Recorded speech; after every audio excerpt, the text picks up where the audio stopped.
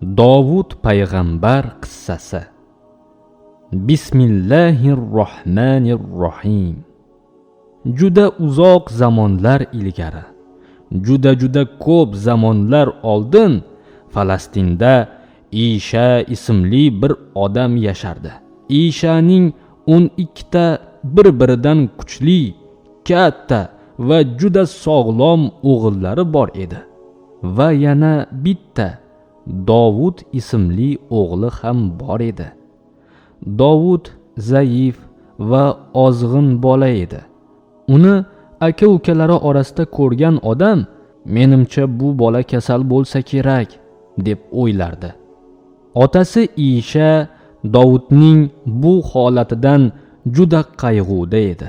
U hatto biroz uyalardi. Dovudning odamlar ko'z o'ngida yurishi unga yoqmasdi. Uni odamlardan uzoqlarga, qo'ylarni boqish uchun tog'larga jo'natardi. Dovud ozg'in, zaif, nimjon va nozik edi. Ammo boshqa aka-ukalarda bo'lmagan ba'zi qobiliyatlar unda bor edi. Alloh Dovudga juda chiroyli ovoz bergandi.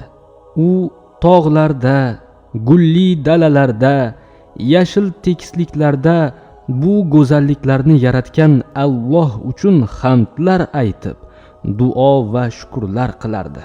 Hatto qushlar ham jim bo'lib Dovudni tinglashardi.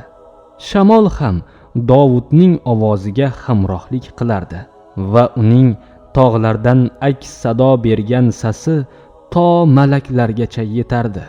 Dovudning yana bir qobiliyati ham bor edi.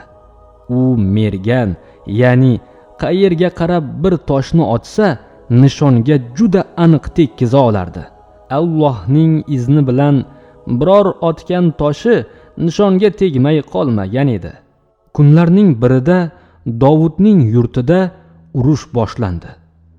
Jolut ismli shafqatsiz qo'mondon askarlari bilan ular tomon bostirib kelayotgan edi. Jolut dev kabi juda kuchli va juda zolim edi. Dovudning xalqini Tolut ismli shohi bor edi. Tolut hammani Jolut bilan jang qilishga chaqirdi. Dovudning baquvvat akalari ham qo'shinga qo'shilishdi. Tolut qo'shini Jolut bilan jang qilish uchun yo'lga chiqdi. Ular yo'l yurib bir daryo qirg'og'iga kelishdi. Ko'p kunlar yo'l yurgani uchun hamma charchagan va qattiq suvsagan edi.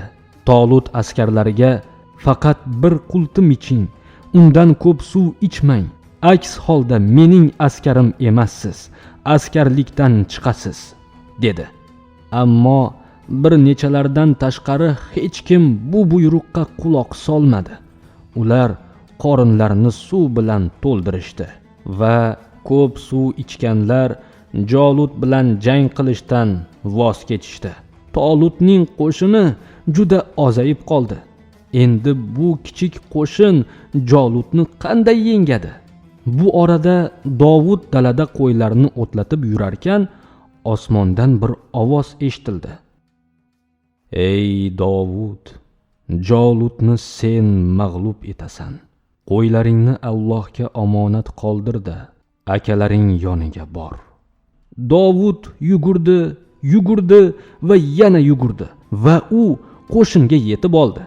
Ammo qo'shin juda oz edi. Dovud ham ancha zaif edi. Yo Allohim, Jolut juda dahshatli ko'rinardi. Uning boshida katta bir dubulg'a bor edi. U yana katta ot ustida edi. U hanuzgacha hech ham yengilmagan dev edi. Jolut oldinga otildi va Tolutdan o'zi bilan yakkama-yakka kurashadigan kimnidir yuborishini so'radi. U bilan kim jang qila oladi? Dedi Tolut. Hech kimdan sado chiqmadi. Faqatgina Dovud oldinga chiqdi va men kurashaman, dedi. Dovudning na bir zirhi, na oti, na quroli va na bir nayzasi bor edi. Unda faqat merganlik mahorati va yo'lda to'plagan toshlarigina bor edi xolos. Buni ko'rgan Jolut kulib, "Ha, meni tosh bilan yengmoqchimisan?" dedi. Dovud Jolutga qarata bir tosh otdi. Tosh uchib borib Jolutning ikki qoshi o'rtasiga taq etib tegdi.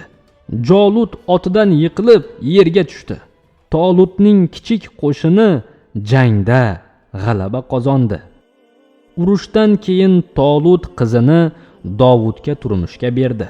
Tolut vafot etgach, Dovud shoh bo'ldi. U juda mehribon va aqlli inson edi. Alloh uni payg'ambar qilib tanladi va unga Zabur nomli muqaddas kitobni yubordi.